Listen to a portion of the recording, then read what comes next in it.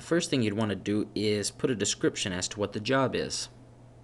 This entry will show up as the job's title in the Estimate Manager. Next, you can choose what type of estimate you'd like to choose. In this case, we're going to set up an offset. And here again, you'd want to go ahead and list the description here.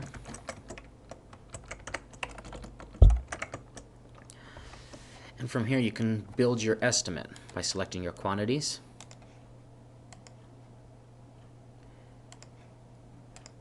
As well as you can also type the information in. Same information will apply to the finish size. There's also an area here for bleed.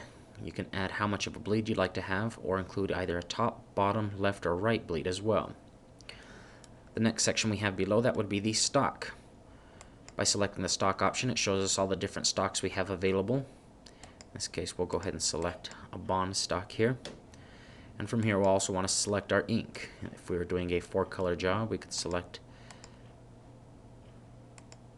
our option into the program here by selecting each option here for the 4-color.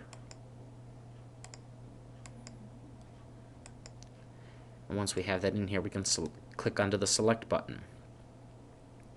Being it is we're running an 8.5 by 11 sheet on an 8.5 by 11 stock, it's only going to let us have one out. From here we have a press option where if we like to include which machine we're going to run the job on, we can select the press option and choose the press. After we've selected it, it'll pull up our price down here. And then from here, if we needed to add any graphic design, we can select the graphics option and choose the graphics out of the list.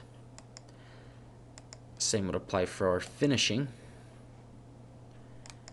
as well as if we'd like to add any miscellaneous options or mailing options to the estimate as well. Once we're finished here, we can click onto the Add button where it would add to the list below. And then from here we can click onto the Print button to either print out a customer quote, print out a price detail, or email the quote directly from the program. You can also click onto the Save button where it'll save the estimate as well as add your estimate number down here at the bottom.